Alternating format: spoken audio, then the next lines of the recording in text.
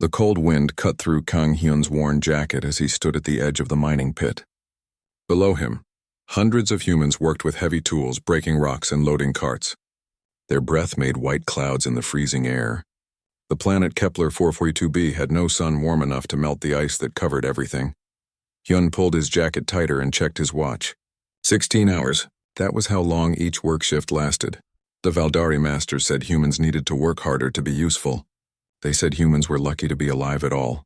Foreman Hyun, a voice called from below. It was Jin Woo, one of the younger miners. He was pointing at something near the tunnel entrance. The rocks are moving wrong. Hyun ran down the rocky path to the tunnel. He could hear it now, a deep rumbling sound from inside the mine. Small stones were falling from the tunnel roof. This was bad. Very bad. Everyone out, Hyun shouted. Cave incoming! Most of the workers near the entrance heard him and started running. But deep inside the tunnel, the drilling team was still working. The rumbling got louder. Hyun counted quickly. 8 people were still inside. A Valdari overseer walked over. The alien was tall and thin with gray skin and 4 arms. Its black eyes looked at Hyun without feeling. Worker, why did you stop the mining? Tunnel collapse, sir. People are trapped inside. The Valdari looked at the tunnel, then at a small device on its wrist. Mining schedule says work continues. Send new workers. Hyun felt anger rise in his chest. There are 8 people in there. We need to save them. Humans can be replaced. The mining schedule cannot be changed. The Valdari turned to walk away. Hyun grabbed the alien's arm. The Valdari's skin felt cold and dry. They're people, not tools. The overseer's 4 eyes focused on Hyun. For a moment, neither moved. Then the alien pushed Hyun back with 2 of its arms. You forget your place, human. Return to work or face punishment. But Hyun was already running toward the tunnel. Behind him, he heard other miners following. Jin Woo was first, then Lee Do-hyun and Park Si-won. Soon, 20 humans were running toward the dangerous tunnel. The Valdari overseer shouted something in its own language, but the humans did not stop. Inside the tunnel, the air was thick with dust. Hyun's flashlight cut through the darkness. He could hear voices deeper inside, the trapped workers calling for help. But between Hyun and the voices was a wall of fallen rocks. Here, Jinwoo pointed to a gap between 2 large stones. We can dig through. The rescue team worked fast. They used their hands, their tools, anything they could find. The tunnel groaned and creaked around them. More rocks could fall at any moment. But no one stopped working. Park Nari appeared beside Hyun. She was the smartest engineer in the camp, but the Valdari only let her fix their machines. Now she studied the fallen rocks like a puzzle. The support beam there, she pointed up. If we can prop it up, the tunnel won't collapse more. With what? Hyun asked. Nari smiled. It was the first time he had seen her smile in months. Human thinking. She sent workers to bring metal pipes from the mining equipment. While they worked on the tunnel, she built a support system that no Valdari engineer would think of. It was messy, it was strange, but it worked. After 2 hours, they broke through the rock wall. On the other side, 8 miners sat in a small space, alive but scared. One by one, Hyun and his team pulled them out. When they emerged from the tunnel, the Valdari overseer was waiting with 6 guards. All the aliens held energy weapons pointed at the rescue team. You disobeyed direct orders, the overseer said. This will be reported to the council. Punishment will follow. Hyun stepped forward, still covered in dust and blood from the rescue. We saved 8 lives. You delayed mining by 2.7 hours. You damaged equipment. You ignored orders. The overseer's voice was flat like a machine. Humans who do not follow rules are not useful. That night, in the workers' sleeping quarters, the rescued miners shared their food with the rescue team. It was not much, thin soup and hard bread, but they shared it anyway. The Valdari never shared anything. Lee Taiho, an older man who had been a soldier before the Valdari came, sat next to Hyun. You know they'll punish you for today. I know. Was it worth it? Hyun looked around the room. The 8 people he had saved were talking quietly with their families. Children were hugging parents who almost died. Wives were holding husbands who came back from the dark. Yes, Hyun said. It was worth it. Taiho nodded slowly. The Valdari don't understand that. They think we're just smart animals. They don't know what makes us human. What's that? We don't leave people behind, ever. The next morning brought news that changed everything. Choi Minji, a young woman who carried messages between work camps, arrived with information that made everyone stop breathing. She had been traveling between the mining camps and the main Valdari base when her transport broke down. While hiding and waiting for help, she heard Valdari officers talking on their communication system. "Earth," she whispered to Hyun and the other team leaders. "They're going to destroy Earth." The room went silent. Earth was where humanity came from. It was their homeworld. Most of the people in the camp had never seen Earth, but it was still home. "When?" Taiho asked. 6 months. They call it atmospheric cleansing. They want to remove all humans and use Earth for something else. Hyun felt something break inside his chest. For 3 generations, humans had been slaves. They worked, they suffered, they died. But Earth was always there. Earth was the hope that someday maybe they could go home. "How many people live on Earth now?" Park Nari asked. 3 billion, Minji answered. "All slaves like us." The number was too big to understand. 3 billion people. Mothers, fathers, children, grandparents. All going to die because the Valdari had decided they were not useful anymore. That night, Hyun could not sleep. He walked outside the sleeping quarters and looked up at the stars. Somewhere out there was Earth. Somewhere out there were 3 billion people who did not know they were going to die. But they were not just going to die. They were going to be murdered. Hyun made a decision. He walked back inside and woke up Taiho, Nari, and the others. One by one, he told them what he was thinking. "We're going to fight back." "How?" Nari asked. "We have mining tools. They have energy weapons and spaceships. We have something they don't," Hyun said. "We have each other. And we never give up." Taiho smiled grimly. "I've been waiting 3 years for someone to say that." Over the next weeks, word spread quietly through the camp. Not everyone wanted to fight. Some were too scared. Some thought it was impossible. But many were ready. They started small. Workers would break tools by accident. Machines would stop working for no reason. Mining quotas were missed because of mistakes. The Valdari noticed, but they could not understand what was happening. Their computers said the humans were working as hard as before.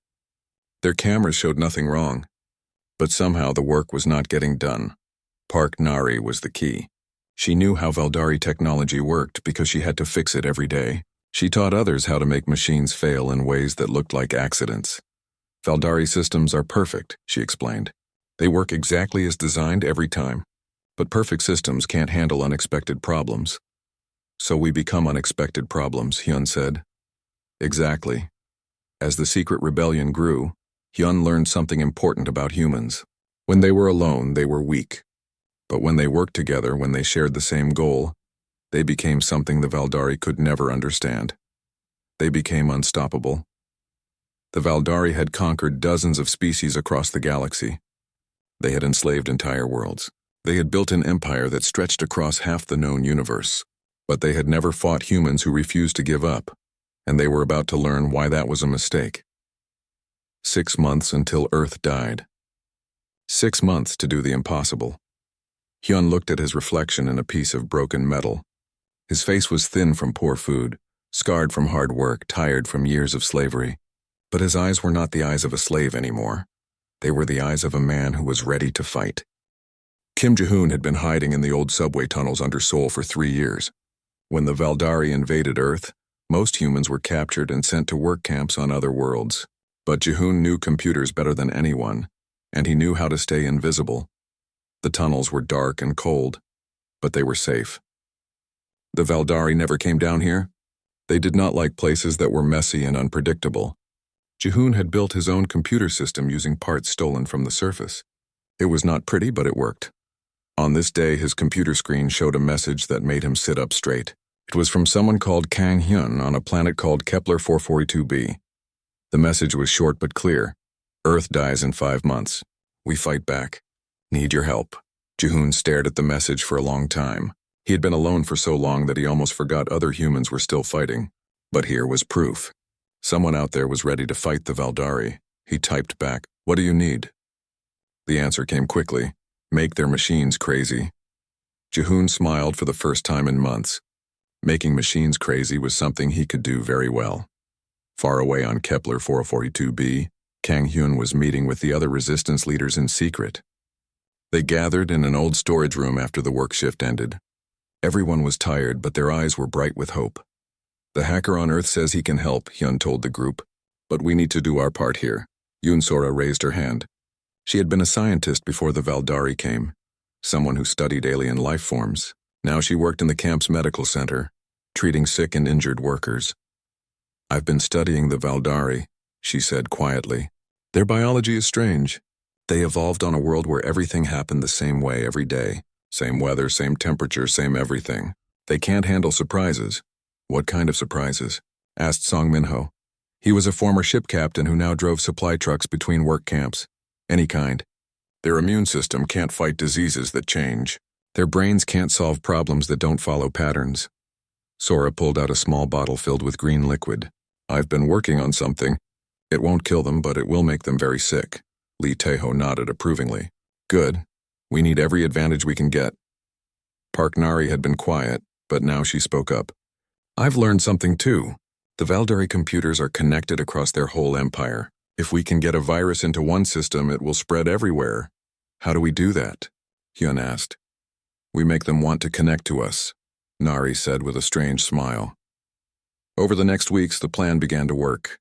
Jihoon sent computer viruses from Earth to the mining camps. The viruses were smart. They did not destroy the Valdari systems, but they made them unreliable. A mining robot would stop working for no reason. A transport ship would change course slightly. A communication system would add strange words to messages. Each problem was small, but there were thousands of them every day. The Valdari tried to fix the problems, but they could not understand what was wrong. Their computers said everything was working perfectly, but nothing worked the way it should. On Kepler 442b, Sora began her own war. She put her green liquid into the air systems of Valdari buildings. The aliens began to get sick, but they could not figure out why. Their doctors ran tests, but the disease kept changing faster than they could study it. Meanwhile, Hyun and his team started guerrilla mining. They would extract valuable crystals from the mines, but instead of giving them all to the Valdari, they kept some hidden. The stolen crystals were used to make bombs and weapons. The mining equipment became weapons too. Nari showed the workers how to modify drilling machines so they could be used to attack Valdari vehicles. Loading robots were reprogrammed to move supplies to the human resistance instead of the alien overseers. Song Minho used his trucks to secretly carry people and weapons between camps. The Valdari trusted him because he had been driving for them for 2 years without problems. They did not know that he was building a network of rebels across the planet. The Valdari began to panic. Their perfect system was falling apart and they did not know why. They sent more guards, installed more cameras, ran more inspections, but the problems kept getting worse. On a planet called Zarion 7, another group of human slaves received Jihoon's viruses and started their own rebellion. The same thing happened on Tau Ceti Prime, New Shanghai, and dozens of other worlds. Each world added their own tricks to the fight. On the ocean world of Poseidon, human workers poisoned the water systems that the Valdari needed for their ships. On the desert planet Sahara 9, rebels sabotaged the cooling systems that kept Valdari equipment from overheating. The Valdari Empire had ruled through fear and perfect control for centuries. But perfect control only worked when everything followed the rules. Humans did not follow rules when the rules meant slavery and death. Jihoon's computer viruses spread through the Valdari network like a plague. Every time the aliens tried to clean their systems, the viruses learned and adapted. Soon, Valdari commanders across the galaxy were receiving messages that made no sense, orders that contradicted each other, and reports that could not be trusted. Sora's biological weapons spread too. She had created dozens of different diseases, each one designed to attack a different part of Valdari biology. The aliens' immune systems, evolved for a predictable world, could not adapt fast enough to fight them all. But the Valdari were not stupid. They began to realize that the humans were behind the problems. The punishment was swift and brutal. On Kepler 442b, Valdari soldiers arrested 50 humans chosen at random.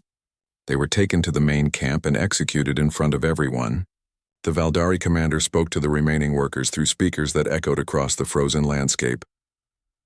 This is what happens when humans forget their place, the mechanical voice said. Obey or more will die. That night, Hyun gathered the resistance leaders again. Some of them were crying. All of them were angry. 50 people dead because of us, whispered Jinwoo. No, Taiho said firmly. 50 people dead because of them. The Valdari killed them, not us. He's right, Hyun agreed. And if we stop fighting, 3 billion people on Earth will die. We can't save the 50 who are already gone, but we can save the 3 billion who are still alive. Song Minho stood up. I've been in contact with resistance groups on 12 other worlds. They're all asking the same question. Do we keep fighting? Everyone looked at Hyun. Somehow he had become the leader of this rebellion even though he had never wanted to be a leader. He was just a man who refused to let people die when he could save them. Yes, he said, we keep fighting. But we fight smarter. The new plan was called Operation Phantom because the rebels would become like ghosts, everywhere and nowhere, impossible to catch or stop. Instead of large groups that could be caught, the resistance broke into tiny cells of 3 or 4 people. Each cell had a different job. Some spread computer viruses, some sabotaged equipment, some gathered intelligence, some made weapons, some rescued prisoners. The cells did not know about each other, so if one was captured, they could not betray the others. But they all worked toward the same goal, make the Feldari Empire impossible to govern. Jihoon coordinated the cyber attacks from Earth. His viruses had evolved into something the Valdari had never seen before, and programs that could think and adapt on their own. They spread through the alien computer networks like living things, changing and growing stronger every day. Nari discovered something important while working on a damaged Valdari computer. The aliens' technology was powered by enslaved energy beings called Lumini. These creatures were kept in special containers and forced to generate power for Valdari weapons and ships.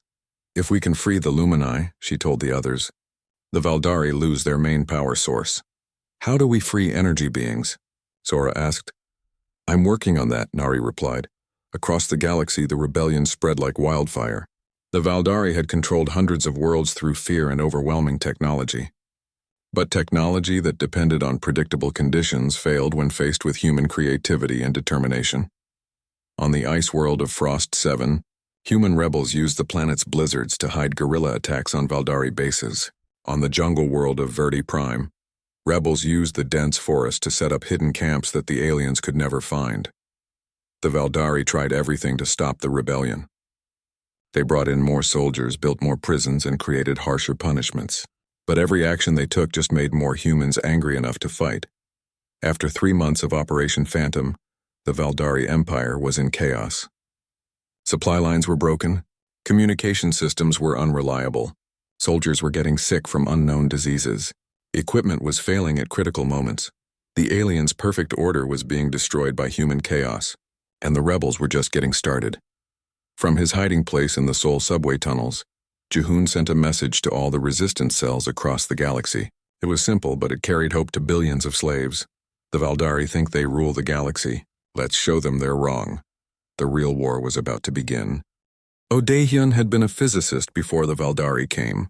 He studied how things moved through space and time.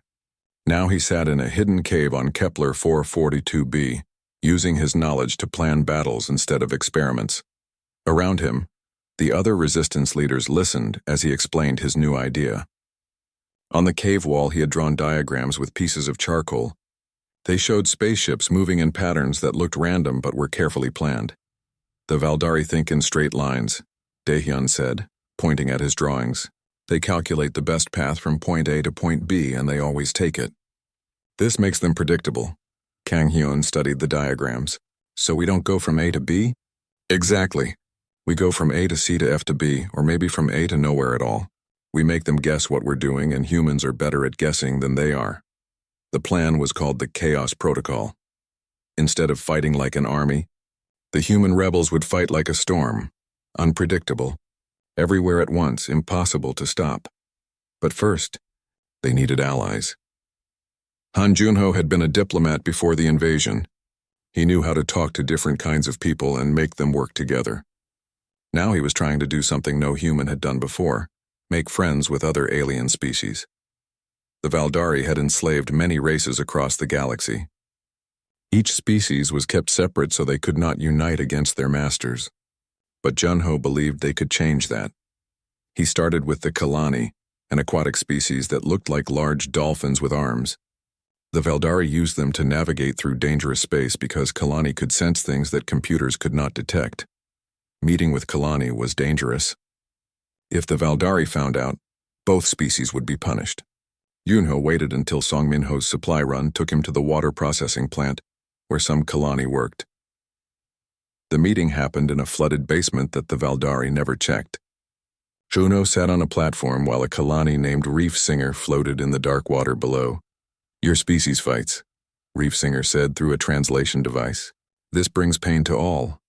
"Our species dies if we don't fight," Junho replied. "In 3 months, the Valdari will destroy our homeworld." The Kalani's large eyes reflected what little light came into the room. "They plan to destroy our ocean world too, when the navigation charts are complete." This was news that made Junho's heart race. The Valdari were planning to destroy more than just Earth. They were going to kill anyone they no longer needed. "Then we should work together," Junho said. "How can land swimmers and water swimmers fight the same battle?" "By being different," Junho answered. "The Valdari expect us to stay separate. They don't know what happens when different species help each other." That meeting led to others. Soon, Junho was talking with the Thos, crystalline beings who grew the hulls for Valdari spaceships. The Thos looked like walking rocks, but they were smart and angry about being forced to build weapons for their enemies. The 3 species, humans, Kalani, and Thos, began to share information and resources. The Kalani could navigate through space in ways that confused Valdari sensors. The Thos could make ship hulls that would break at the right time. The humans could make chaos out of order. Meanwhile, Lim Yeji was preparing for the most dangerous mission anyone had attempted. She was going to steal a Valdari spaceship. Yeji had been a pilot before the invasion, and she could fly anything with engines. But Valdari ships were different from human ships. They were bigger, faster, and protected by weapons that could destroy a planet. The target was a transport ship that carried prisoners between work camps. Yeji had been studying it for weeks, learning its patterns and weaknesses. The ship followed the same route every time, up from the planet, through a specific path in space, then down to the next world. The Valdari pilots never changed course because their computers said this was the most efficient path. But the route took the ship through an asteroid field that human pilots would avoid. The asteroids moved in patterns that were too complex for Valdari computers to predict perfectly. To them, it was an acceptable risk. To Yeji, it was an opportunity. She waited until the transport ship was halfway through the asteroid field. Then she launched her attack in a stolen mining shuttle that had been secretly modified with weapons. The Valdari pilots did what their training told them to do. They called for help, activated their shields, and began evasive maneuvers calculated by their computers. But Yeji was not following any computer program. She flew her shuttle between asteroids that were spinning and tumbling in ways that made Valdari sensors confused. She used the gravity of larger rocks to change direction without using her engines. She made her shuttle look like just another piece of space debris. When she got close enough, Yeji used a trick that Park Nari had taught her. She fired an electromagnetic pulse that temporarily disabled the transport ship's systems. In the few seconds before the ship's computers rebooted, Yeji docked her shuttle to the transport's hull. The battle inside the ship was quick and brutal. The transport only had 6 guards, and they were not expecting a fight inside their own vessel. Yeji and the 2 other rebels with her used surprise and desperation to overcome better weapons and training. When the smoke cleared, they had captured a Valdari spaceship and freed 47 prisoners from 6 different species. More importantly, they had proven that Valdari ships could be taken. But the biggest discovery came when Park Nari examined the ship's power systems. What she found changed everything. The ship was powered by creatures that looked like living stars, balls of energy that pulsed with different colors. They were kept in containers that fed their energy into the ship's engines and weapons. "Lumini," whispered one of the freed prisoners, a Thos who had built many such containers. "The energy singers. The Valdari caught them long ago and made them slaves like us." Nari studied the containers carefully. The Lumini inside were clearly intelligent. They responded to her presence and seemed to be trying to communicate. But the containers were designed to prevent escape and drain their energy. "Can we free them?" Nari asked. The Thos prisoner touched the container with one crystalline finger. "Perhaps, but if the Lumini are freed, they will not serve the Valdari anymore." "Good," Nari said. "That's exactly what we want." Working together, Nari and the Thos figured out how to open the containers without killing the Lumini inside. When the first energy being was freed, something amazing happened. The Lumini did not try to escape. Instead, it began to glow brighter and sing in frequencies that human ears could barely hear. The sound was beautiful and sad and angry all at once. "It's calling to others," the Thos explained. The energy singers were one people before the Valdari split them apart. Within hours, every Lumini in the star system began to respond to the call. They started draining energy from Valdari ships and weapons instead of providing it. Across the planet, alien bases went dark as their power systems failed. The Valdari commanders panicked. They sent emergency messages to their fleet, demanding explanations for the power failures. But their communication systems were powered by Lumini too, and the messages were not getting through clearly. Oh Daehyun saw the opportunity immediately. "Now," he told the other leaders. "While they're blind and powerless, we hit them everywhere at once." The coordinated uprising began at exactly the same time on 12 different worlds. Human rebels, supported by Kalani navigators and Thos engineers, attacked Valdari bases that had no power and no way to call for help. On Kepler 442b, Kang Hyun led 200 humans in an assault on the main Valdari command center. They used mining explosives and modified equipment to break through defenses that should have been impossible to penetrate. The fighting was fierce, but the humans had advantages the Valdari could not counter. They knew the terrain better because they had been forced to work in it for years. They could operate in conditions that confused alien sensors. Most importantly, they fought with a desperation that made them take risks no sane military computer would calculate. Yoon Sora's biological weapons had weakened the Valdari defenders. Many of the aliens were too sick to fight effectively. Others were distracted by trying to restore power to their equipment. Lee Taiho, despite being older than most of the fighters, led the assault on the prison camp where captured rebels were held. His team moved through the complex like they had been planning this attack for years instead of days. The old soldier had taught many of the younger rebels how to fight. Now his students were teaching the Valdari that humans were not helpless slaves anymore. When the battles ended, the rebels controlled 12 star systems that had been under Valdari rule for decades. They had freed millions of slaves from multiple species. They had captured hundreds of Valdari ships and weapons, but most importantly, they had broken the idea that the Valdari Empire could not be defeated. The news spread quickly through the galaxy's hidden communication networks. On worlds where no rebellion had started, slaves began to whisper to each other about the humans who fought back. On planets where the Valdari had crushed earlier uprisings, new resistance groups began to form. From his hiding place on Earth, Kim Ji-hoon received reports from across the galaxy. His computer screens showed a map of the Valdari Empire, with red dots marking where rebellions were active. There were more red dots every day. An Sungmin had been a teacher before the Valdari invasion. He knew how to explain difficult ideas in simple words that everyone could understand. Now he sat in front of a stolen Valdari communication system, preparing to speak to the entire galaxy.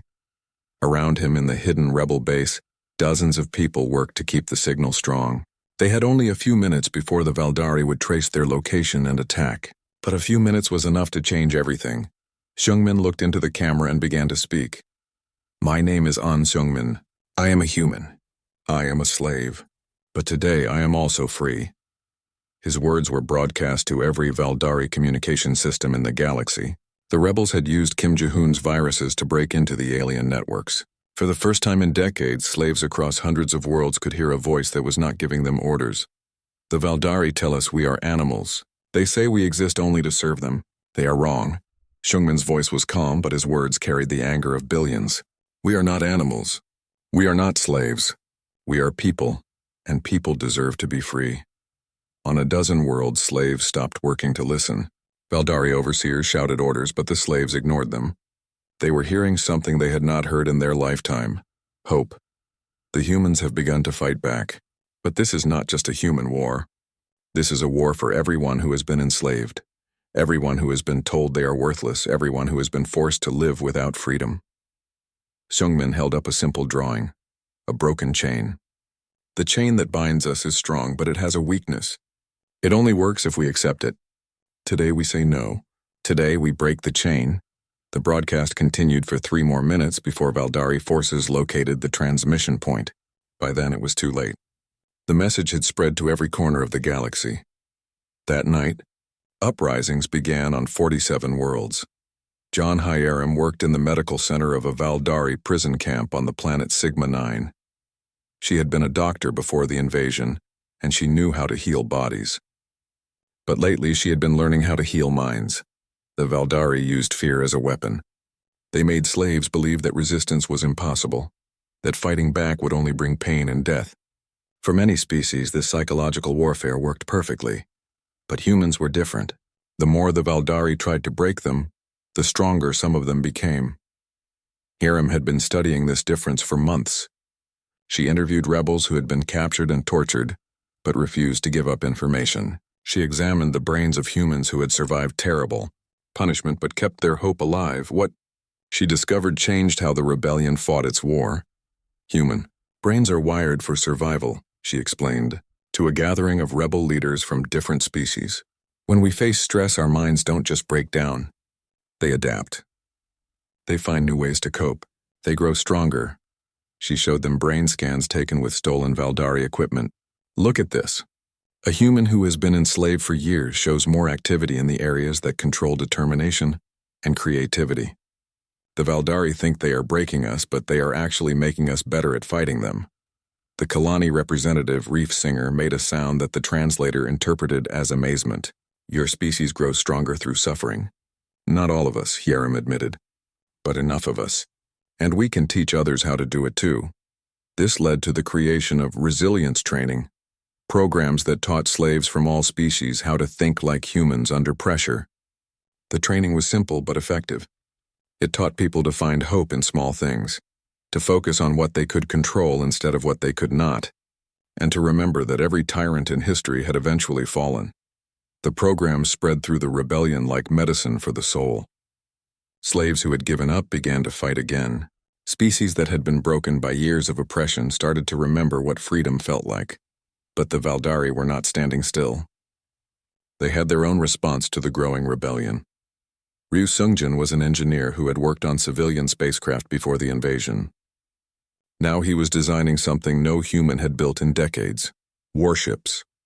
The rebellion had captured many Valdari vessels, but they were not designed for the way humans fought. Valdari ships were built for overwhelming firepower and perfect coordination. They worked best when everything went according to plan. Human ships needed to be different. They had to work when everything went wrong. Valdari design philosophy is efficiency, Sungjin explained to his engineering team in a hidden shipyard built inside an asteroid. Every part has one purpose, and everything must work perfectly for the ship to function.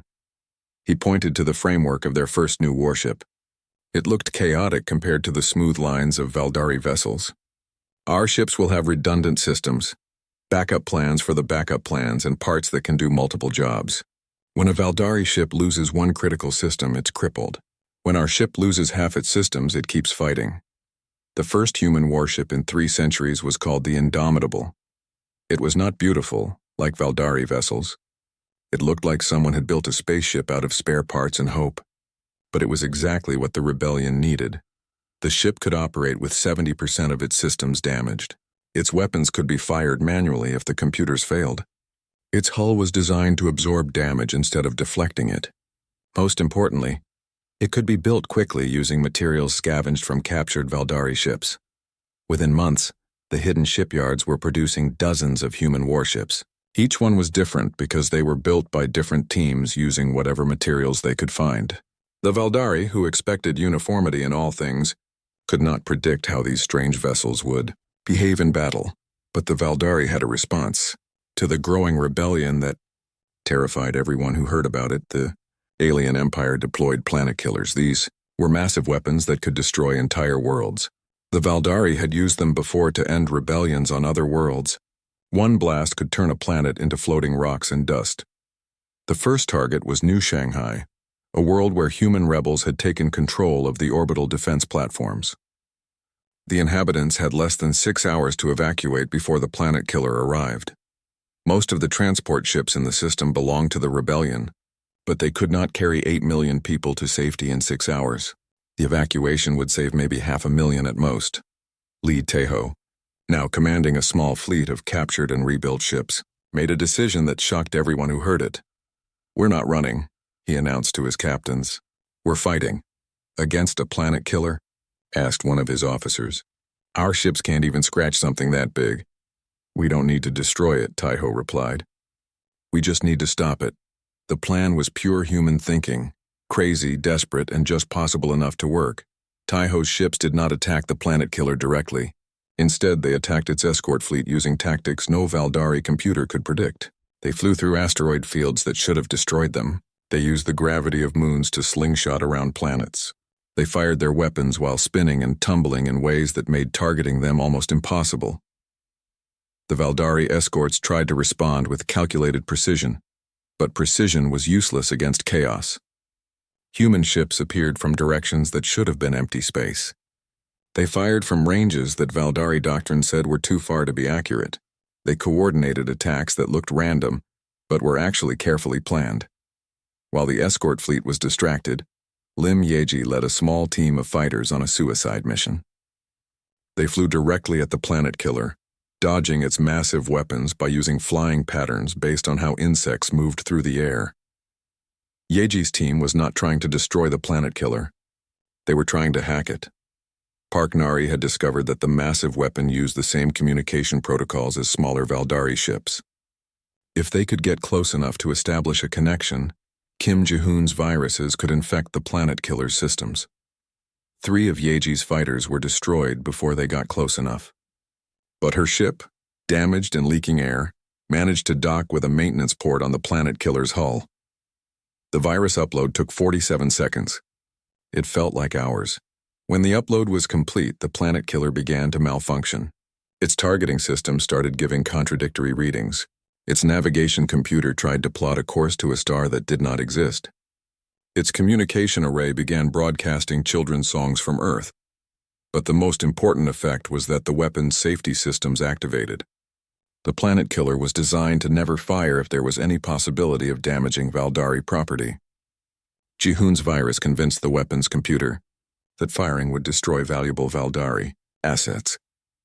The planet killer shut down its main weapon and began a slow retreat to Valdari space for technical evaluation. New Shanghai was saved. 8 million people lived to see another day. The news spread quickly through the rebellion's communication networks. For the first time, someone had defeated a planet killer without destroying it. The Valdari's ultimate weapon was not unstoppable after all, but the victory came with a terrible cost. The Valdari High Council, facing rebellion across their empire and failures of their most powerful weapons, made a decision that would change the war forever. Bei Wujin was only 25 years old, but he had been fighting the Valdari for 3 years. He had never known slavery. He was born after the rebellion began, raised in hidden bases and moving ships. To him, freedom was not something to dream about. It was something to fight for every single day. Now he stood on the bridge of the human warship Defiance, looking at a map that showed the galaxy burning. Red marks indicated worlds under attack. Yellow marks showed refugee fleets fleeing from planet killers. Gray marks were worlds that no longer existed. The Valdari were destroying everything they could not control. Status report, Wujin said to his crew. They were all young like him, trained in guerrilla warfare instead of traditional military tactics. 17 worlds destroyed in the last month, reported his communications officer, but we've liberated 23 others. The Valdari can destroy planets faster than we can save them, but they're running out of ships to do it with. That was the terrible mathematics of the war. The Valdari had the power to kill entire worlds, but every planet killer they used was one less weapon in their fleet. The rebellion was forcing them to choose between holding territory and committing genocide. So far, they were choosing genocide. Nam Ji-won worked in a laboratory hidden in the wreckage of a destroyed space station. She had been studying Valdari psychology and society for 2 years, trying to understand why they were willing to destroy the galaxy rather than lose control of it. What she discovered changed everything the rebels thought they knew about their enemy. The Valdari are not evil, she explained to a gathering of rebel leaders. They're terrified. The room was silent. After years of brutal slavery and war, it was hard to think of the Valdari as anything but monsters. Ji-won continued. Their original homeworld was destroyed by chaos. Volcanic eruptions, climate changes, social breakdown. Everything happened at once and nearly wiped them out. The survivors built their entire civilization around one idea: Never let chaos happen again. She showed them recordings taken from captured Valdari ships. The aliens' private communications revealed fears and anxieties that their public statements never showed. They see the universe as fundamentally dangerous and unpredictable. They enslave other species not just for resources but because free-thinking beings create uncertainty. Every independent thought, every unpredictable action, every sign of chaos terrifies them. Oh Dae-hyun, now the rebellion's chief strategist, understood immediately. That's why they're destroying everything instead of retreating. To them, losing control is worse than death. Exactly. They would rather rule over a dead galaxy than let it become chaotic and free. This knowledge gave the rebellion a new strategy. Instead of just fighting Valdari forces, they would use the aliens' greatest fear against them. Ko Min-seok was an old soldier who had been fighting since the very beginning of the rebellion. His hair was gray, his face was scarred, but his eyes still burned with determination. He had survived battles that killed most of his friends, and he was not going to quit now. He commanded the largest human fleet ever assembled, over 300 ships built from salvaged Valdari technology and human ingenuity. They were heading toward the Valdari capital system for a final confrontation. Remember, he told his captains over the communication system, we're not trying to win a traditional battle. We're trying to create so much chaos that the Valdari break themselves trying to stop it. The plan was insane, but it was the kind of insane that humans did better than anyone else. The attack began with Kim Ji-hoon's final virus, broadcast from a dozen points across the galaxy simultaneously. This virus was different from all the others. Instead of just disrupting Valdari systems, it made them completely unpredictable. Valdari ships suddenly changed course without orders. Communication networks began broadcasting random information. Weapons fired at empty space. Defense satellites started attacking their own bases. The Valdari tried to regain control, but every action they took to restore order created more chaos. Their attempts to fix their computers made the problems worse. Their efforts to coordinate their forces led to more confusion. While the Valdari dealt with technological chaos, the human fleet attacked their capital system using tactics that no military academy had ever taught. Ships flew in patterns based on the movement of flocks of birds. Squadrons split apart and reformed in ways that confused tracking systems. Fighters attacked from angles that three-dimensional thinking said were impossible. The Valdari defenders tried to respond with calculated precision, but precision was useless when the enemy refused to follow any predictable pattern. Bae Woo-jin led a squadron of small ships through the space around the Valdari capital world. His mission was not to destroy anything important, but to be as chaotic and unpredictable as possible. His ships flew through the atmosphere of gas giant planets, using the swirling storms to hide from sensors. They used gravity wells to slingshot between moons at speeds that should have torn them apart. They fired their weapons while performing maneuvers that made targeting them nearly impossible. Every time the Valdari thought they understood the attack pattern, the humans changed it completely. But the real battle was happening in the depths of space, where Ko Min-seok was leading the main assault on the Valdari command station.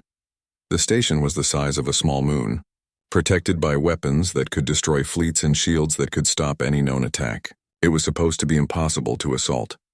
Min-seok did not try to break through the defenses. Instead, he did something the Valdari had never seen before.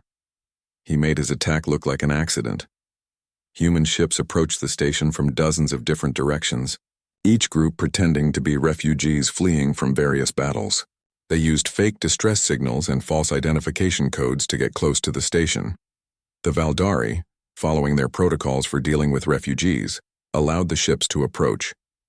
By the time they realized it was a trick, Min-seok's forces were already inside their defensive perimeter. The battle for the command station was brutal and desperate. Humans fought with a fury born of years of slavery and the knowledge that this might be their last chance. Valdari defenders fought with the desperation of beings who believed the universe would end if they lost. In the deepest part of the station, Kang Hyun led a small team toward the Valdari High Council chamber. He was older now, marked by years of war, but still the same man who had refused to let people die in a mine collapse. The council chamber was protected by the most advanced security systems in the galaxy. But Park Nari had learned something about Valdari technology that even the Valdari had forgotten. All their systems were connected. The computer that controlled the door locks was connected to the computer that managed the air recycling. The security cameras were connected to the food dispensers. Everything was linked together in a perfect, efficient network, and Kim Ji-hoon's viruses had infected all of it. Nari did not try to hack the security systems. Instead, she convinced the food dispensers that they were security doors, and the security doors that they were food dispensers. The result was chaos that opened every lock in the facility. The Valdari High Council was a group of ancient aliens who had ruled the galaxy for centuries. They had never lost a war, never faced a threat they could not control, never imagined that their perfect order could be defeated. When Hyun and his team burst into their chamber, the council members were not trying to escape or fight. They were trying to activate their final weapon, a device that would cause every star in the galaxy to go supernova simultaneously. They would rather destroy everything than let chaos win. Hyun shot the device before they could activate it, but the council's leader managed to speak before dying. "You do not understand what you have done," the alien whispered. "Order is the only thing that stands between civilization and destruction. Without us to maintain control, the galaxy will tear itself apart." "Maybe," Hyun replied, "but that's a choice we'll make for ourselves." The destruction of the Valdari High Council did not end the war immediately. Valdari fleets continued to fight across the galaxy, and some commanders activated planet killers rather than surrender. Billions died in the final battles, but without central coordination, the Valdari Empire began to collapse like a building with no foundation. Local commanders made deals with rebel forces. Entire fleets defected when they realized the war was lost. Planet killers were captured or destroyed before they could be used. The war that had started with humans refusing to let their friends die in a mine ended with the galaxy free but broken. Kim Ji-hoon emerged from his hiding place in the Seoul subway tunnels to find Earth liberated but scarred. Yoon Sora worked to heal not just bodies but entire ecosystems poisoned by war.